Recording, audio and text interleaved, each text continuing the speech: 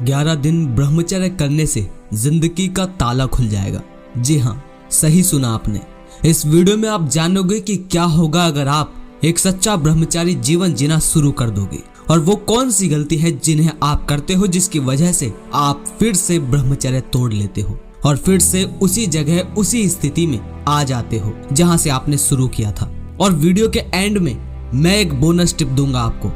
वो bonus tip ये होगा कि वो कौन सी औषधि है और वो चीजें हैं जिनसे आप इतने दिन बहाया गया वीर्य वापस उसकी भरपाई कर पाओगे और अपनी कमजोरी, चेहरे की चमक वापस ला पाओगे। तो बिना किसी देरी के शुरू करते हैं। पहली ही लाइन को लेते हैं कि क्या होगा अगर एक सच्चा ब्रह्मचर्य जीवन जीना शुरू कर दोगे आप। वो खास बात जो आप नहीं समझते, नहीं जानते हो, वो आज सुन लो। देखो, आप सभी भाई स्वामी विवेकानंद, भीष्म पितामह और हनुमान और भी बहुत महान पुरुषों को अपना हीरो या अपना आइडल मानते होंगे, है ना? क्योंकि आप ब्रह्मचारी हो, इसलिए अपना हीरो, अपना आइडल एक ब्रह्मचारी को ही मानोगे। ठीक, चलो मैं सीधे पॉइंट पर आता हूँ और हनुमान जी के उदाहरण से समझाता हूँ। ओके, क्या हनुमान जी ने ब्रह्मचर्य इसलिए किया कि उनका चेहरा चमकने लगे? हाँ, आपसे पूछ रहा हूँ, आपका उत्तर होगा कि नहीं, हनुमान जी ने इसलिए नहीं किया ये सब। दूसरा सवाल, क्या हनुमान जी ब्रह्मचर्य इसलिए कर रहे थे कि उनमें असीम बल आए, असीम ताकत आए? आंसर होगा नहीं। क्या हनुमान जी ब्रह्मचर्य इसलिए कर रहे थे कि वो अपने सारे लक्ष्य को पाले? आंसर होगा नहीं। अब मैं यहाँ आपको डिमोटिवेट नहीं कर रहा, बात समझो। तो यानी कहने का मतलब है कि हनुमान जी का इनमें से कोई भी उद्देश्य नहीं था, है ना? इतना आप समझ गए ना?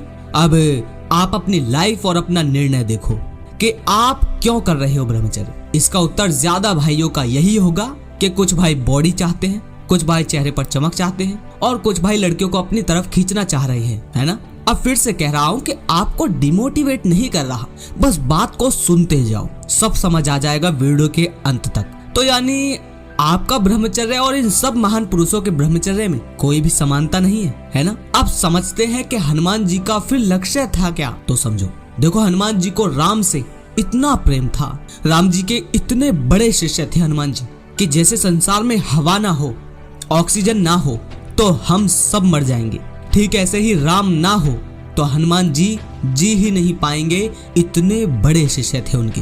किसके? राम जी के। तुम ये सब भी जानते ही हो कि हनुमान जी ने बहुत कुछ ज्ञान राम जी से भी लिया था, और वो खुद भी, यानी हनुमान जी भी खुद भी बहुत बड़े ज्ञानी थे, और कोई छोटे मोटे ज्ञानी नहीं थे, हर ग्रंथ के ज्ञानी थे। उनकी हनुमान चालीसा में भी पहले क्या आता है? अगर आप में से किसी भाई ने पढ़ी हो तो क्या आता है पहले हनुमान चालीसा में शुरुआत होने पर? जय हनुमान ज्ञान गुण सागर, यानी उस हनुमान की जय जो ज्ञान के सागर हैं। यानी समझे? तो वो कोई भोले, नादान और नासमझ और बस वीर्य और बल दिखाने वाले हनुमान नहीं थे जिसकी छवि टीवी सीरियल और आज की फिल्में, रामायण दिखाती हैं। नहीं, हनुमान वो हैं जो हर ज्ञान के दाता थे। तो हनुमान का उद्देश्य था राम जी के निकट रहना, राम जी में जीना, राम जी से सीखना, राम में ही राम में हो जाना।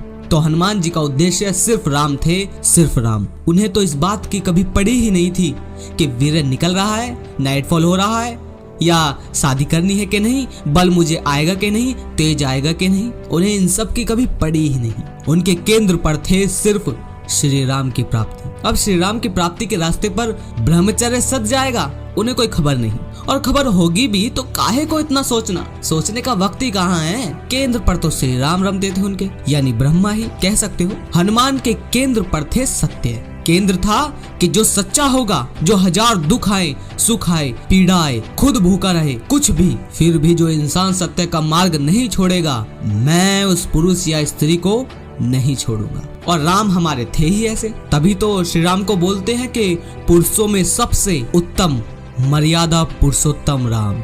हर दुख में भी ना अपनी सीमा का उल्लंघन किया उन्होंने, दुख में भी सत्य ना भूले, सत्य से ही लड़े चले, सबको सत्य सिखाया, वो थे श्री राम। अब हनुमान हमारे इतने ज्ञानी कि शायद कहीं और ऐसा मिल जाए, हो ही नहीं सकता। अब जो इंसान पहले से ही सत्य में रमा हुआ हो, यानी हनुमान जी, जिन्होंने वेदों, उपनिषदों और हमारे ग्रंथों का अध्ययन करा हो, और उसे साथ ही अडिग सत्य पर चलने वाला ही मिल जाए, तो बताओ भला वो कैसे न रमे उसमें। तो हनुमान जी ने बना लिया अपने राम को केंद्र, कि अपना सब कुछ अपने गुरु के चरणों में। और पूरी रामायण में हनुमान जी ने गलती की तो राम जी ने सत्य का सही मार्ग भी सिखाया। तभी तो वो श्री राम से इतना प्रभावित थे, ये था खेल, यानी हनुमान के केंद्र पर था सत्य। अब आप कह सकते हो कि ब्रह्म थे हनुमान के केंद्र पर। अब इसकी वजह से ब्रह्मचर्य सद गया, यानी आपके वाला ब्रह्मचर्य बोल रहा हूं मैं, जो आप बोलते हो वीर वाला ब्रह्मचर्य। अब वो सद गया तो ठीक, ना सदा तो कोई बात नहीं। उन्हें तो राम का होना था, बाकी सब भाड़ में जाए। उनकी ताकत, उनका ज्ञान, उनकी चमक, उन्हें कहाँ मतलब था। और होना भी ऐसा चाहिए भाई, तभी तो इंसान को अहंकार नहीं आता खुद पर, क्योंकि केंद्र सत्य का है। बल का होता तो घमंडी ना होते रावण की तरह हनुमान जी, समझे। अब हनुमान जी के सत्य में रमने से क्या क्या लाभ हुए वो तो आप सभी के सामने प्रत्यक्ष है, जानते ही हो आप।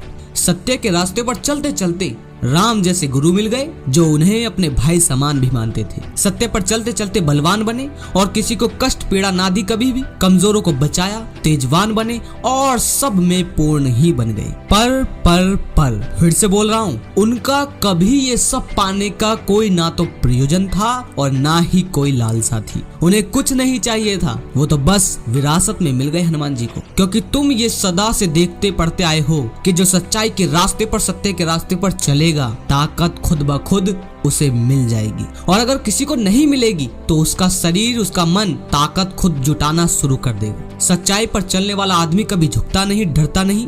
वो किसी को बचाने के लिए खुद को निछावर करने में सोचता नहीं। उदाहरण के लिए इतिहास उठा लो, राम, सुभाष चंद्र बोस, छत्रपति शिवाजी महाराज और भी बहुत लोग, और सब शादीशुदा थे, समझे, सब शादीशुदा थे। बस केंद्र क्या है वो आप पर निर्भर करेगा। शादीशुदा हो या ना हो, ताकत खुद मिल जाएगी, बस जगानी पड़ेगी। सही संगत से, सही किताबों से, सही फिल्मों से, सही लोगों से। ये है ब्रह्मचर्य के फायदे। अब आपका ब्रह्मचर्य क्या है वो आप जानो। चाहूं तो और भी समझा दूं आपको, पर यार आप भी तो कुछ दिमाग लगाओ ना कि कैसे और क्या करना है हमें हनुमान जी की तरह। और सच कहूं तो श्री राम को अपना हीरो, अपना आइडल बनाओ ना। उन्हें क्यों नहीं? क्योंकि वो विवाहित है इसलिए नहीं बना रहे। ये क्या मूर्खता है। कहो पत्नी आए तो ठीक, ना आए तो ठीक, कुछ मिले तो ठीक और ना मिले तो ठीक, पर सत्य का रास्ता या कोई भी ऐसा रास्ता जो आपको पसंद हो और जिसका केंद्र भी सत्य से ही जा रहा हो, उस पर चलूंगा चाहे कुछ भी हो जाए। शरीर भी मौत को प्राप्त हो जाएगा तो भी। अब इस वीडियो को मोटिवेशन की तरह मत लेना। मोटिवेशन की तरह ले लिया तो कुछ दिन बाद ही सब मोटिवेशन भावना की तरह गायब हो जाएगा। ये ज्ञान है और ज्ञान को ज्ञान की तरह लेना सीखो और भावनाओं को साइड में रखो। ये जो मोटिवेशन है, ये मेरी वीडियो सुन के तुम्हें अच्छा लग रहा होगा ना तुम्हें, ये सिर्फ भावना है, एक फीलिंग है और कुछ नहीं, समझे। तो इसे मोटिवेशन लेकर मत चलो। अब दूसरे सवाल पर चलते हैं कि वो कौन सी गलती है जिन्हें आप करते हो, जिसकी वजह से आप फिर से ब्रह्मचर्य तोड़ लेते हो। तो इसका उत्तर भी आपको हनुमान जी ही देंगे। कैसे? कि केंद्र बनाकर रखोगे वीर्य को या देह को, यानी शरीर को, तो ख्याल तो उसी के आएंगे और जिसके ख्याल आएंगे उसकी तरफ आकर्षित होना लाजमी है। अगर केंद्र खुद को ऊंचा उठाने का होता, तुम्हारा अपनी हर कैद से पिंजरा तोड़कर निकलने का होता, तो उसके ख्याल भी आते, उसके लिए काम भी करते, किताबें पढ़ते। किताब क्या है? किताब वही लोग ही तो हैं जो लिखकर चले गए।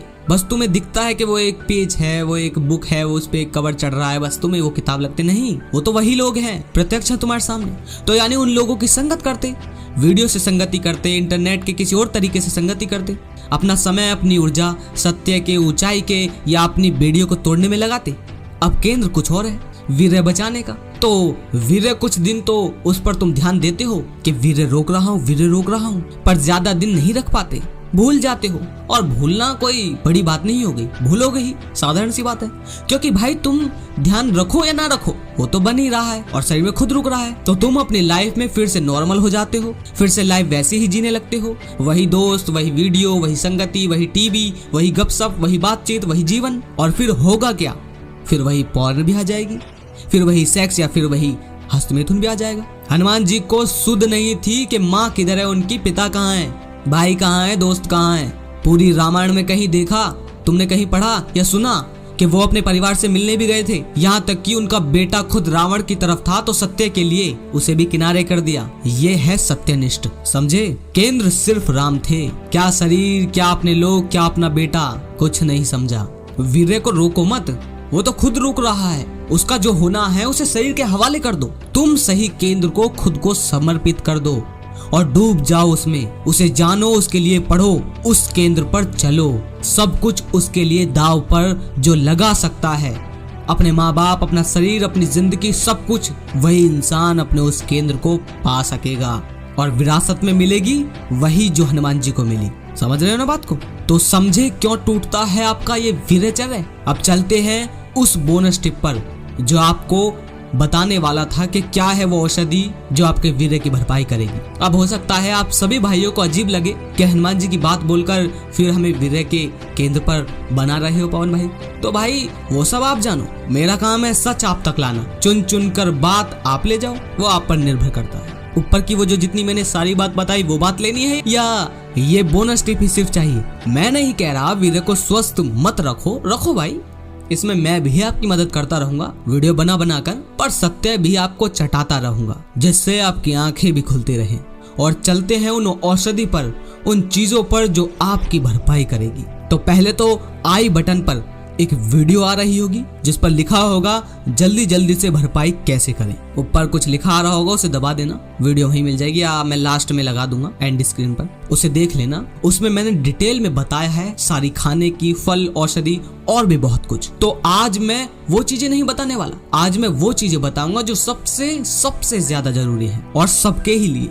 वो है एक्सरसाइज। आपको नॉर्मल सी बात लग सकती है पर सुनिए, मेंस हेल्थ में प्रकाशित हार्वर्ड यूनिवर्सिटी के एक शोध की माने तो नियमित रूप से व्यायाम करने से वीर्य की संख्या में 43% वीर्य की वृद्धि होती है। और देखो, अगर आप एक्सरसाइज नहीं करते तो जो कुछ भी तुमने खाया हो वो उसी सही जगह नहीं लगेगा, क्योंकि व्यायाम ही वो चीज है जो आपके शरीर में खून का प्रवाह बेहतर करता है और खून से जरूरी सभी पोषक तत्व उसकी सही जगह पहुंचते हैं खून की वजह से। अब वो चाहे आपके सर तक पहुंचे या आपके लिंग या आपके अंडकोश, सभी के लिए खून का ज्यादा से ज्यादा शरीर में पहुंचना जरूरी है और उसके लिए एक्सरसाइज बहुत जरूरी है। मैं ये नहीं कह रहा कि तुम खूब हैवी वेट उठाओ जिम में, शरीर को तोड़ दो, नहीं, ऐसा नहीं करना। आपको बस थोड़े से दंड बैठक लगाने हैं, थोड़े से पुशअप्स और थोड़ी सी दौड़, सिर्फ 5-5 मिनट कर लो।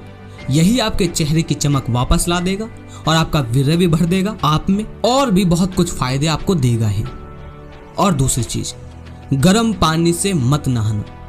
अगर आप गर्म पानी से नहाते हो तो नहाना छोड़ दो, मतलब नहाना मत छोड़ो, बस गर्म पानी छोड़ दो, क्योंकि इससे आपके वीर्य के जो शुक्राणु हैं वो मर जाते हैं, गर्म पानी से प्रभावित होते हैं। तो अपने नॉर्मल पानी से नहाना शुरू करो। अभी तो सर्दी चल रही है, गर्मियों में तो बिल्कुल ठंडे पानी से ही नहा लो तो बेहतर होगा, पर ठंड में सिर्फ नॉर्मल पानी, ना ज्यादा गर्म ना ज्यादा ठंडा। ओके, अगर इस वीडियो में मैं आपको गहराई से समझा पाया हूँ तो वीडियो को लाइक तो करो ही करो, साथ में जो आपका मन कर रहा है इस वीडियो के लिए कहने को, उसे कमेंट में जरूर लिखो भाई। छोटी बात नहीं कह रहा, प्लीज लिखो, क्योंकि अगर आप लिखते हो तो मुझे ये लगता है कि मेरे सभी भाई यहाँ वीडियो पर उपस्थित हैं और फिर वीडियो में और ज्यादा मेहनत करने का मेरा फिर मन करता है कि मेरे भाई मेरी उम्मीद में है कि मैं सही बात उन तक पहुंचाऊंगा। तो सभी भाई लिखा जरूर करो, कुछ ना कुछ लिखा जरूर करो। जो भाई कभी कमेंट करते ही नहीं वो भी करो। मिलता हूँ अगली वीडियो में। जय श्री राम।